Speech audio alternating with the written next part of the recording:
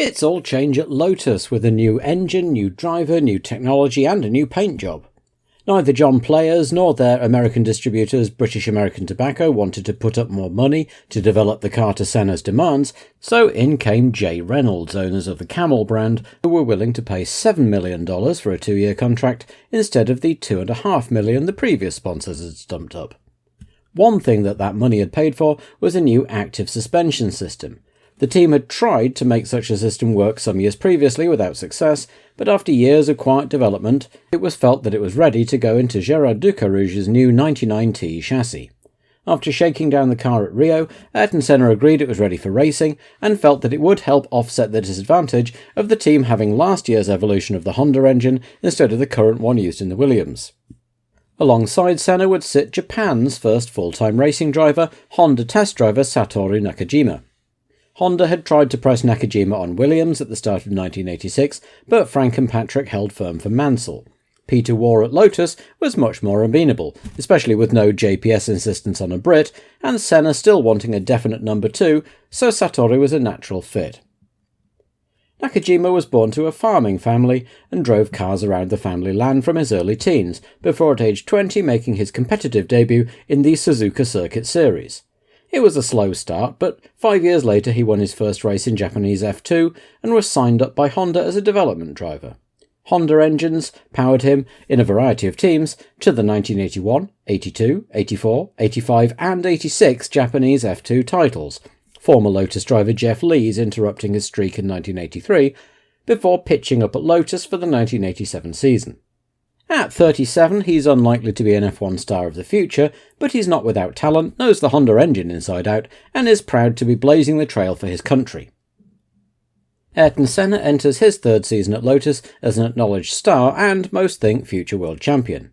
In particular, he was becoming known as a qualifying specialist, able to put in the perfect lap just when needed to take pole at fully half the races in 1986. He's also a canny operator. Having been the driving force behind the team's move to Camel sponsorship, he then pointed out that his contract said the team was sponsored by JPS and was therefore null and void, and negotiated a new contract which saw a substantial wodge of that extra money ending up in his own bank account. If the new engines and the active suspension work out, he could be worth a punt for the title. And the new colours even go with his helmet. What could go wrong? The little AGS team had made a quiet but encouraging debut in 1986, entering 2 races and finishing neither but qualifying decently enough, especially since they had a staff of 7 and a Formula 3000 chassis.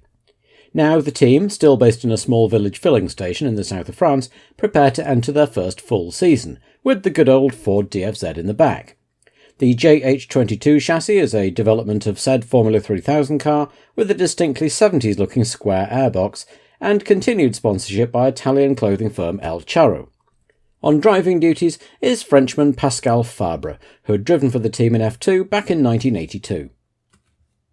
Pascal Fabre, born in Lyon in 1960, started his racing career with Formule Renault in 1979 as part of the Volant Elf talent search scheme, as so many other young French drivers did. He showed promise and moved straight up to French F3, and then turned heads by finishing 2nd overall in his first season. In 1982, he joined AGS in European Formula 2, but despite decent results, he returned to F3 in search of more success, while also dabbling in sports cars and entering Le Mans for the first time in 1983. Financial problems curtailed his 1984 season, and then in 85 he couldn't secure a drive in the new F3000 series. But in 1986 he got a Works Lola drive in Formula 3000 and started brightly with a Grand Chelem at the curtailed Silverstone race, even though he could only manage 7th overall. But he'd done enough to remind Henri Julien of his existence and was approached to make the step up into F1 with the little French team. And they're back! After a disastrous foray in F1 in 1981 through 83 before selling up to the Ram outfit, March returned to the lower formulae, proving very successful in both F2 and its successor F3000, both as a works team and manufacturer of customer chassis, and March cars had won the first 2 seasons of F3000, with Christian Danner at the wheel in 1985 and Ivan Capelli in 1986, as well as becoming the dominant manufacturer in IndyCar racing. Ivan Capelli had a couple of F1 forays under his belt already, and his sponsors Marlboro Italia started to nudge March to consider a return to F1. With the imminent turbo ban reducing costs, Japanese real estate firm Leighton House came in as a major sponsor to help bankroll the team's return. Gordon Coppock, formerly of McLaren and co-founder of Spirit, and Tim Holloway drew up an F1 Challenger, the March 871, mounting the Ford DFZ engine in a single entry. 24-year-old Capelli had made his Grand Prix debut at the wheel of the Tyrrell 014 towards the end of 1985, coming an excellent fourth in the Australian Grand Prix, his second ever. He had then piloted AGS's experimental entries at the end of 1986, taking the opportunity to get a little experience under his belt while busy winning the 1986 Formula 3000 series with the March team. They repaid his faith by bringing him with them into Formula 1. Not a difficult decision, as the Italian was clearly talented as well as well-funded. After a pretty dismal 1986, the A9 chassis was ditched and Haas-Lola refugee Ross Brawn recruited to draw up a new car, the A10. After some negotiation, the team were able to secure a continued supply of their BMW turbo engines, albeit badged as Megatron, a subsidiary of the German firm, though the connection with the Transformers cartoon caused a few giggles. Swiss engine guru Heini Marder was also kept on and would continue his quest to try and make the fickle but powerful engines do what they were told, with the added complication of this year's new pop-off valves. The talented Thierry Boutsen is on his way, but in come two well-known combative drivers in the shape of Derek Warwick and Eddie Cheever, who had spent most of 1986 as teammates at Tom Walkinshaw's Silk-Cut Jaguar team and got on famously. The affable Brit had looked like a star in the making while driving for Toleman in the early 1980s, but a move to Renault team in decline turned out to be a disastrous mistake, compounded when he rejected an offer from Williams, who hired Mansell instead, and he was left without a drive when La Régie pulled out of F1 at the end of '85, and Ayrton Senna vetoed his proposed move to Lotus. He filled in his time racing for Tom Walkinshaw's Jaguar team in the World Sports Cars Championship until Bernie Ecclestone gave him the nod to replace Elio De Angelis at Brabham for the second half of the season. Like Warwick, Cheever had been the victim of what turned out to be a really bad team move, in his case to the Alfa Romeo team that wasn't so much in decline as having never got going in the first place. Cheever had feuded with his teammate Riccardo Patrese, and so after a frustrating 2 years it might have even been something of a relief to find himself partnered with Derek Warwick at Jaguar in 1986. He did have one F1 outing, substituting for an injured Patrick Tombe at Haas-Lola, and when Jackie Oliver came calling for 1987, he was happy to be back in the paddock, especially alongside Warwick. He'll also be continuing to race his Jaguar whenever he's available. Benetton's debut season had been a pretty eventful one, culminating in their maiden win in Mexico, but both the driver and engine in question were out of the door at the end of the year, so 1987 would be a bit of a new ballgame. With the disappearance of Haas-Lola, Benetton have essentially taken over the mantle of being the Ford Works team, with the troublesome Ford V6 Turbo now mounted in the back of Rory Byrne's B187 chassis, adorned with an eye-wateringly bold colour scheme that made last year's paint streaks look positively restrained. Teo Fabi begins his third year with the team and is joined by Thierry Boutsen, replacing his old Arrows teammate Gerhard Berger. Fabi had often felt like a number 2 driver in 1986 against the impressive form of Gerhard Berger, and has the dubious distinction of having 3 pole positions to his name without ever having led a lap. He seems to excel only in very specific circumstances, mostly on fast tracks like Monza, but his 1986 was also blighted by unreliability, posting only 4 finishes to Berger's 8, and will be hoping for an improvement on that score at least in 1987. 4 years slogging around in a series of indifferent Arrowses might have demoralised other drivers, but while Boutsen was usually candid about the failings of the cars, he remained cheerful and upbeat. He's obviously a talented young man, though some think he lacks the drive and killer instinct of a true star. As long as the car works well, 1987 will be Boutsen's chance to prove the doubters wrong.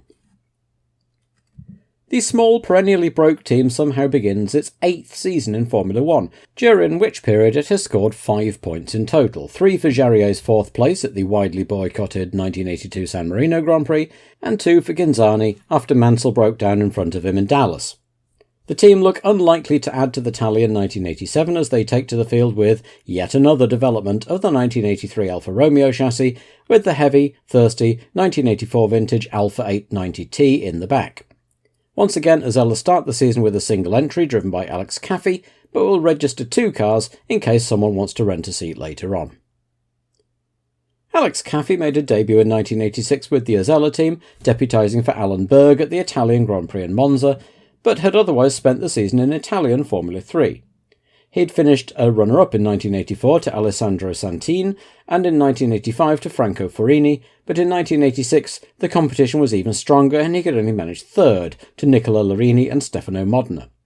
Nonetheless, the quiet, thoughtful Italian seemed a talented chap, and one could only hope he would do enough in the dreadful Osella to be noticed. Minardi entered their third year in Formula One in a slightly better position than their compatriots Osella, in that they have at least got the funds for a new chassis, the M187, designed by Giacomo Calin, and smartly turned out in their black and yellow livery.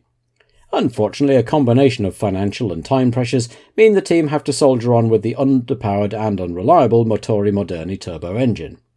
Sponsorship comes again from Italian footwear brand Simod and from Spanish jeans company Lotus, who also helped bring in one of their drivers, the lavishly funded Spaniard Adrian Campos. He will partner Sandro Nannini, the talented young Italian retained by the team despite persistent rumours linking him with a move to a bigger team.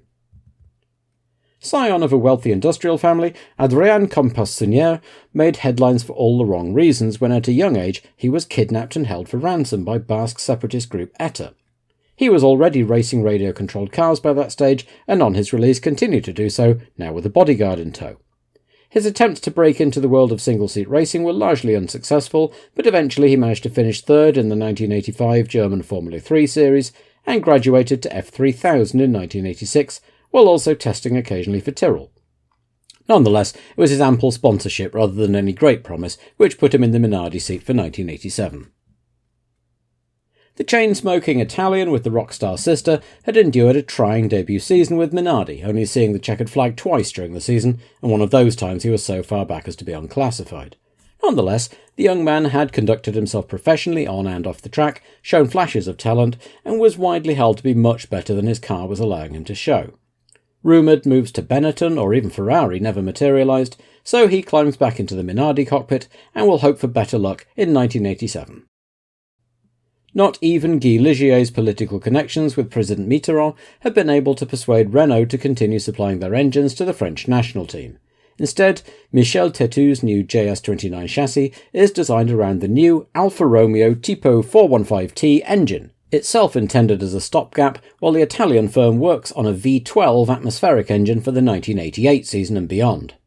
After years of Alfa Romeo embarrassment with Brabham, the Works team and Osella, fans are sceptical of the new partnership, but this is always going to be a development year, a fact backed up by the presence in car number 26 of Alfa's very own Piercarlo Ghinzani. Didier Pironi had tested during the summer of '86 with a view to making an F1 comeback, but eventually concluded that he'd been out of the game too long and didn't want to embarrass himself, so decided to go off and race powerboats instead. Arnoux had had a 1986 of two halves. Early on, the rivalry with Jacques Laffite seemed to awaken his competitive instincts, but after the latter's accident he slipped back down the field, though he often qualified well. Arnoux was always a difficult man to pass, and in the latter half of 1986 he began to gain a reputation for being just as difficult to lap. Alfa Romeo test driver Ghinzani had begun his F1 career with Osella, before being dropped when they couldn't afford to pay him, but when his stint with Tollman didn't work out he was back to Osella, driving for free while being paid by Alfa Romeo for his testing and other racing for them. It worked out to an extent, giving him driving experience and exposure, but he must have been yearning for better things. He'll be hoping that Ligier Alpha provides a chance to do a bit better. The prancing horse had had their worst year in some time in 1986, with the straight-line speed of the powerful Tipo 032 engine cancelled out by the evil handling and unreliability of the F186 chassis. The team still finished fourth in the constructors' title, thanks to Ligier's implosion and a late rally by Johansson, but it wasn't enough to save the Swedes' job, nor those of technical director Harvey Postlethwaite and chief designer Jean-Claude Migeot. Into their place come Gerhard Berger on driving duties, John Barnard as technical director, and Gustav Brunner from Arrows as chief designer. The new F187 chassis was begun by Brunner before Barnard arrived, but he was able to make some refinements, and the car looked immediately much less tubby than its predecessor, and a new engine, the Tipo 033, replaces the 1981 vintage 032 with a 90-degree V instead of the 120-degree of the old engine. It also has a simpler inline gearbox in place of the transverse units that the team have been using and struggling with for some time. The Italian stock had taken something of a nosedive in 1986, going from challenging for the 1985 title to looking second best in the team.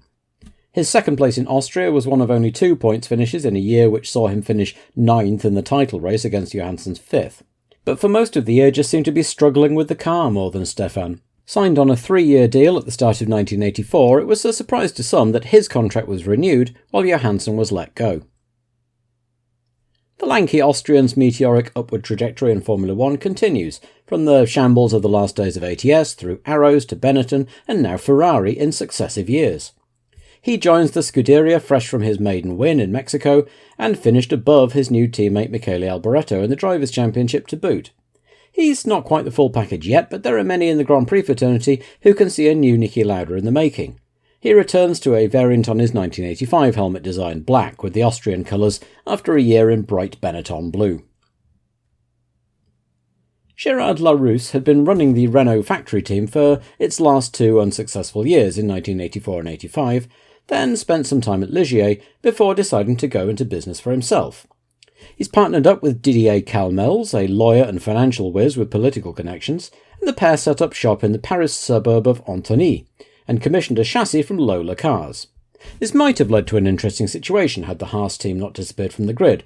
Although the American outfit registered the name Lola as a constructor, they actually had nothing to do with Eric Broadley's outfit. However, that wouldn't be a problem now, and Broadley and Ralph Bellamy worked their successful F3000 car into the LC87, mounting the Ford DFZ engine. It was a bit overweight, but the team hoped that they would be able to trim it down as the season went on. Philippe Alliot was recruited on driving duties, though the team took a leaf out of others' books and registered a second car number just in case, and they would miss the first race in Brazil ready to join in at the start of the European season at San Marino. Alliot's Formula 1 career had not been a particular success so far, having been a distinct second best to Jonathan Palmer at the dreadful Ram team before returning to F3000 in 1986, then being called up by Ligier to replace the injured Jacques Lafitte. He joined the boys in blue just as their form nosedived, but acquitted himself well, out-qualifying the illustrious Arnoux on a couple of occasions and scoring his first point in Mexico. The jury's still out on whether he's any good or not, and the new team probably isn't going to show him to his best advantage, but if they develop well, he can enjoy having been in at the start.